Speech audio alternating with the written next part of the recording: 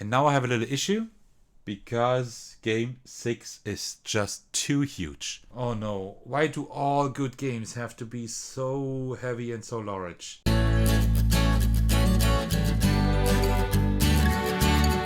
Hey everyone, this is Herthekos back with another video, and today I will be showing you my most favorite games of all time. You might have already seen my ranks 20 to 11. If you haven't, why continue watching this video if you can watch the other one instead and then come back to this one? Because I think there are some quite interesting picks on my list. And today we will be looking at ranks 10 to 1. And without much further ado, let's get going. My rank 20 is one of the best cooperative games in my opinion. Not the best one, but one of the best ones. And that is Spirit Island. This probably doesn't come as a surprise to you. This is rank 20, I think. Something along these lines on Board Game Geek. It's a very, very great cooperative game, but it's also really tough. What is great about this game compared to Robinson Crusoe, which I talked about in my last video, is that this game is easier to set up. It is harder, but the rules are easier in my opinion. So it's easier to know what exactly you can do. And this is also a great solo game. It has a lot of variation, a lot of variety, and yeah, it's just a great game. So, quick overview. You have an island here that is larger or smaller depending on how many players are playing this game. And each one has a specific spirit. And invaders are coming onto the island trying to destroy everything. And you, as the spirits, have to try to kill the invaders and make them flee the island.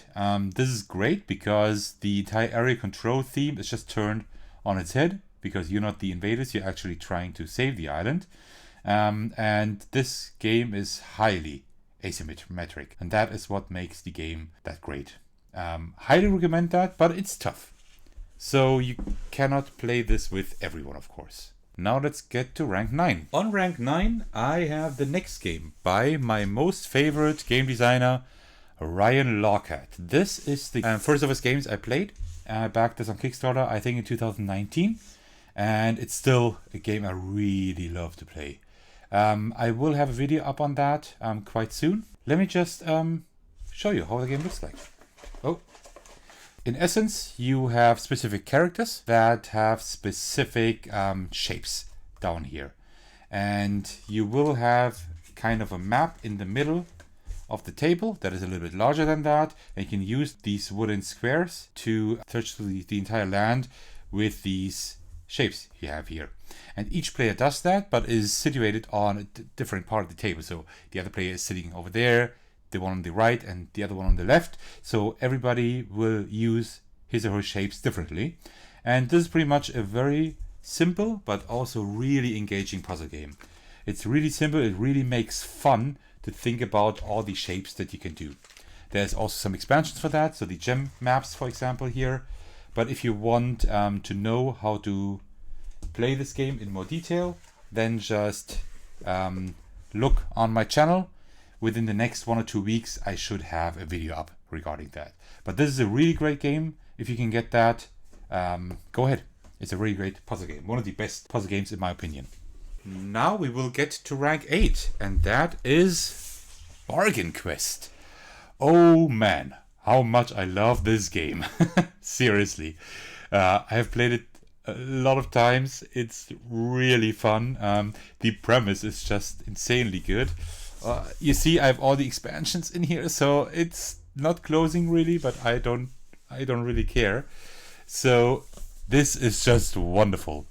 There are monsters roaming the land, and we need heroes to defeat them. And the great thing is, you don't play the heroes, because what do heroes need to defeat monsters? Right. They need gear, they need good weapons and armor and items and potions and all of that. Where do they get it from? Well, they get it from their trusty shop owners, which you play. This is great because this is a game from 2 to 6 players. There is a solo mode. All players are competing to sell as much crap to the heroes as possible.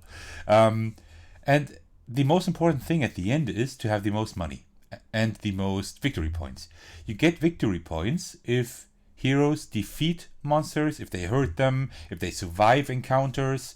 You do get victory points for that, but you can also get a lot of points by just selling them as much crap as you can and amassing the most amount of money. And this is hilarious. It's just a great concept. And there is, if you have all the expansion, they're like small expansions, larger ones. If you have all the items, all the heroes in there, there's a lot of variety there. And also there is the Black Market expansion. If you ever get a hold of this game, then please also get the Black Market expansion, because then you have access to the Black Market deck, and the items are even crazier there, because all the items also have effects that make the heroes stronger or maybe even weaker. But I mean, as I said, you want to sell as much as possible. It's a great game.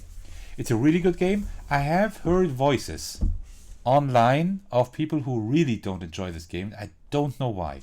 I couldn't tell you why, because it's a great game. It's one of the first ones I actually backed on Kickstarter. This got me into this Kickstarter craze I'm in right now, and trying to kind of moderate somehow. Great game. I can really recommend that.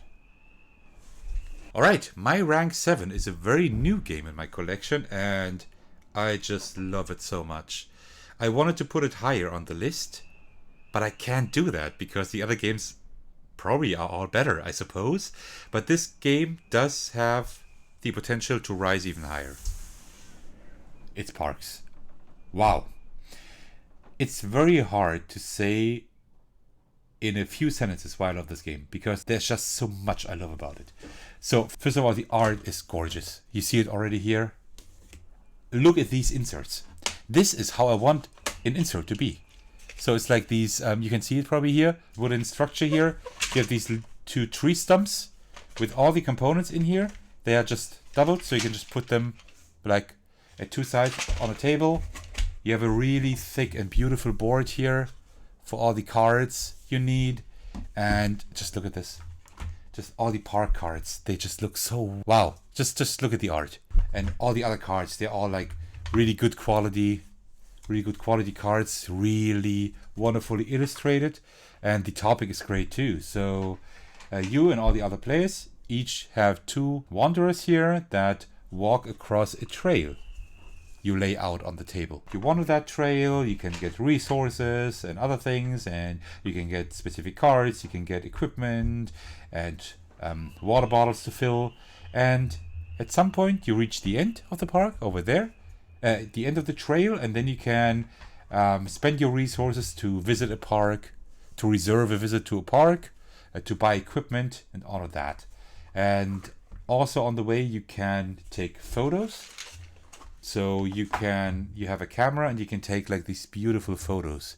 Like here's a little bear swimming in a lake, or there is a buffalo here, or some beavers building a dam. This game is it just oozes charm. It is really beautiful. And what I really like about the game too is it has a solo mode. Okay, most games have a solo mode, I know. But this solo mode almost feels like you're playing against another player. It has no overhead at all. There is actually an AI that you control, but there are hardly any moves or anything you need to think about. It's a very, very easy to play AI, and it's just a lot of fun. This game can be, if you know the game, if you have played it before, you can set it up, tear it down, and play it solo in 35 to 40 minutes. If you can get this game and you don't have it yet, I have no idea why you don't. This is a great game. I even don't know why it took me so long to actually get it. I think I got it like 4, 5, 6 weeks ago. It's wonderful. I can really recommend that game. And now I have a little issue, because game 6 is just too huge. But I will give it my best to get it on the table. Oh, I don't think I can fit it on the table. But I'll give it my best. Yeah, kinda. Sorry, Sparky. You will have to go over there. Yeah, it kind of fits, doesn't it? It's Mechs vs. Minions. I can't begin to tell you how much I love this. This is an action programming game. You don't have many of these. There aren't very many good action programming games. The only one that I like that comes to mind is Robo Rally. It's not in my top 20, but it's a it's a decent action programming game, probably the best one after that. And also Colt Express is supposed to be good. I haven't played that yet, but I will do so quite soon. If you just open this game, this huge big box, you can already see one of the charms. It's in German now, but that doesn't matter. So you get a congratulation paper here that you purchased a good game, which you did. And just look at this. This is one of the best organized inserts I have ever seen. You can take everything out here. It all has like lids, and you can take all these many miniatures out here. You see, like there are like so many of these small miniatures that they just look really great. They look really awesome. You have these metally coins here, and they are also carved out like this, so you just can tip them out. This is the best insert I've ever seen, most likely. Parks has a great insert, but this one here is just phenomenal. And also the quality is just wonderful. So let me show you the player figurines. Yes, they are pre-painted. I mean, you don't see that very often, and they just look great. It's the League of Legends property here. I'm not very firm with the game. I have played League of Legends a little bit. Didn't like it too much, skipped it. But this game is great. And one of the most interesting things about this game here is that it is not just action programming, it is cooperative action programming. So you're actually playing together, and you have your command bar, so to speak, and you put the cards on there. But these cards are not removed at the end of the round. You keep them for the entire game. And then they are shuffled around if you are damaged, or they are deactivated and everything. This is just wonderful. This game just is really charming, and it's just such a chaos. It's like a controlled chaos. The game is really chaotic, but you are able to somehow control the chaos. You need to somehow control it together cooperatively. And there are a lot of envelopes that you open for the first mission, and then the second mission and third mission. So it's kind of a campaign-based game. Legacy game, kind of. It's not really a legacy game because you don't destroy any components or anything like that, but it's campaign based, and you get more and more cards that you add to the roster. It's great. This game actually is also quite inexpensive. I think I paid around 80 euros for that. Maybe that's 90 to 100 US dollars, I suppose, which is definitely not a lot for such a game. The components are great. There are a lot of components in there. It's just such a good game. If you like action programming, this is the game to check out, in my opinion. It's a great game. Also, this game has a great tutorial. You don't need to read any rules. Just play the tutorial, like in a video game. You play the tutorial, and you know how to play the game. And if there are new rules in each mission, then these rules are explained to you. So, wonderful game. I can really recommend that. By now, you're probably sick of me saying the same thing over and over again, but here is the next game of my most favorite game designer. It's Ryan Laukat again, of course. So, let me just get all my things back here. This is a wonderful game. It's Above and Below. This is the German version. Down here, I will put the English equivalent. This is a really great game. This is a story-based experience, not quite as far-reaching as Sleeping Gods. You can play this just within an hour or 1.5. And it's also competitive. But it's a really good game, because what you essentially do is you build up a village. So you have to flee your old village, you find a new one, and then you start building, building buildings. And also you start exploring the underground. And in the underground, a lot of things happen. There is a storybook in here. When you explore, another player reads to you what happens when you are down there, and you have to make decisions, and you have skill checks to actually try to do whatever you are trying to do. And when you are successful, you can get a lot of things. You can get some fame, you can get resources, you can find new residents, and also you have a spot where you can place buildings in the underground. This is wonderful. This is I would say this is an engine builder / storytelling / exploration game. It's really great. It's my second favorite game by Ryan Laukat so far. But then again, there are quite a few games I haven't played yet. So I think my top 10 and top 20 will change quite a lot when I play the other games. But Above and Below is a wonderful game. And this is one of the few games I can play pretty much every day. If you would like to see a little review and how to play on the channel, just for any game, especially the games that I have in my collection that you can see here, let me know. So this is a wonderful game. And this is Above and Below. Rank 4 in my all-time favorite games is a game that I just got a few weeks ago. And it's really a shame. I'm a little bit embarrassed to say that I haven't played it before. But this is Everdell. Oh, wow. This game is just great. It's beautiful. First of all, it's one of the most beautiful games I've ever seen. Probably the most beautiful. Right besides Wingspan, and Above and Below is a very beautiful game too, and Parks. These 4 games are probably the most beautiful games ever. Everdell, just wonderful. Also, it's a great mixture of some of my most favorite game mechanics. So it's worker placement first of all, and also it has some engine building. So let me show it to you here because you can see it pretty well here. You have the Ever tree here in the back, where the other workers are that you can get later on. And also here you have like the forest, and there are a lot of worker placement spots here. So you can get resources by the river, get some wood or some berries here by the trees.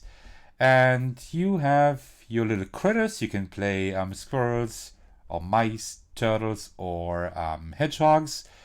And you have your little critters that go around the wood collecting resources, and then you build your city in the woods. You can have up to 15 cards in your city. That's either buildings or residents. And all these buildings and residents give you different things you can do. So all your actions get stronger and stronger the longer you play. And if you have specific buildings, there are some residents, you don't have to pay any resources to actually get into your town because you have that fitting building. Really good game. It's played quite quickly. So a 2-player game you can play in 45 to 60 minutes.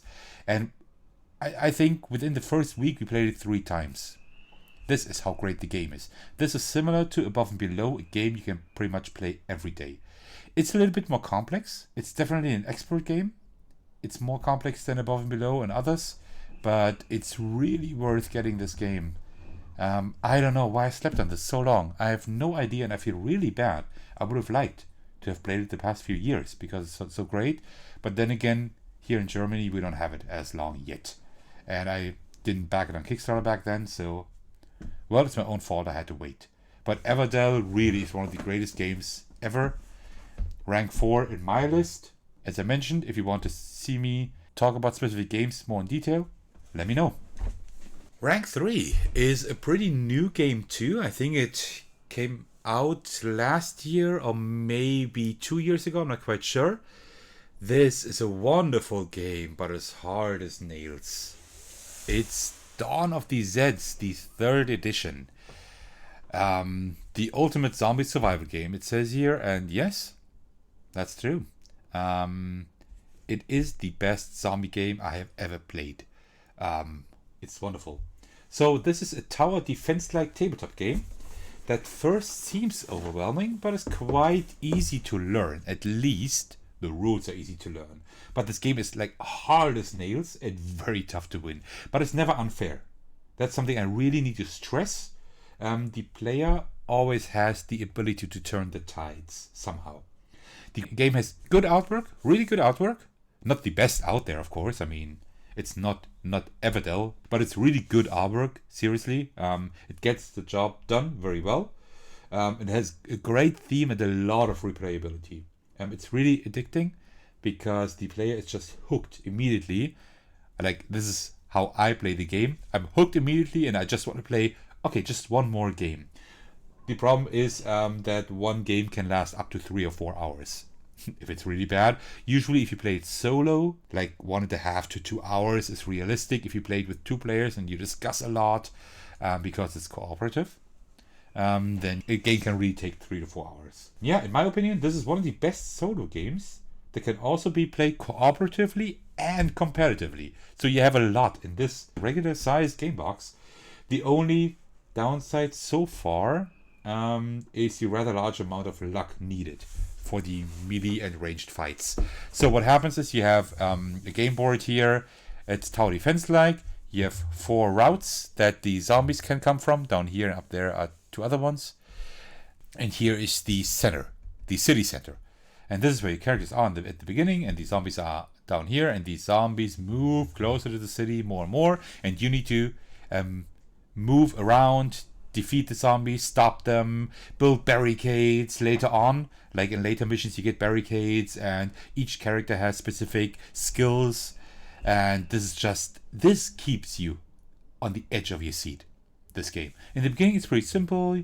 You look for a few resources and you say, oh yeah, well, the zombies are still quite far away. That's cool. Well, 4, 5, 6, 7, 8 rounds later, that's not the case anymore. This game is just nerve-wracking. But when you actually win at the end, it's so satisfying. There's a deck of event cards you have, and you go through the entire deck of events. You need to go through the entire deck.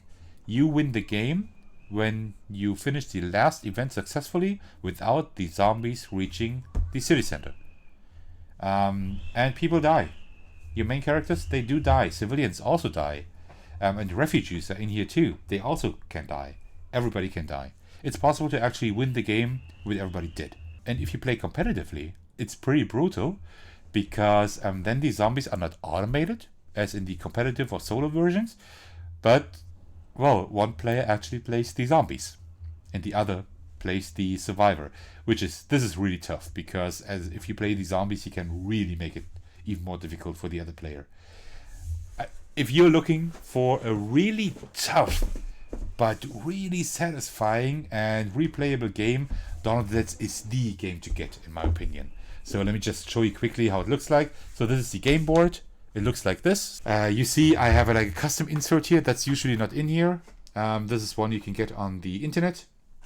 And then you have like all the event decks, the characters, and a lot of tokens. So you might think, okay, but it doesn't have any miniatures. Why not? Well, actually it's done quite clever, because you have these tokens for zombies and for survivors, and when they are damaged 3 times you turn it around and they are weaker. So this is why you don't have miniatures, why you have tokens. And it works very well. You have like these little barricades you can build, and this is a great game. If you can get just one cooperative game that you can also play solo, get this game. I would always prefer this game over other games like Robinson Crusoe, for example. I would even play it more often than Spirit Island, just because it is just so exciting. It's a really exciting game. So this is Dawn of the Dead 3rd edition. My rank number 3. And now for game number 2. Oh no, why do all good games have to be so heavy and so large? Alright, here I go. And this is the last game on my list, that by my favorite designer. I know I keep repeating myself. This is Ryan Laukat's Sleeping Gods. I don't know where to start. I definitely need to make an entire video about this game, I think. If you would like to see that, let me know, because there's so much to say about this wonderful game. I can't show you too much because I don't want to spoil anything, but I can show you a few things. So this is also a story-based adventure game similar to Above and Below, which was rank 4 on my list. Rank 5, sorry. But it is a campaign-based game. So you play one campaign, which lasts between 10 and 20 hours. If you play this by yourself as a solo game, you will probably need around 10 to 12 hours, I suppose. At 2 players, we needed 13 to 15 hours. And if you have 3 or 4 players, you need even longer. Similar to Dawn of the Zeds, this is not a game that is played very well at a higher player count.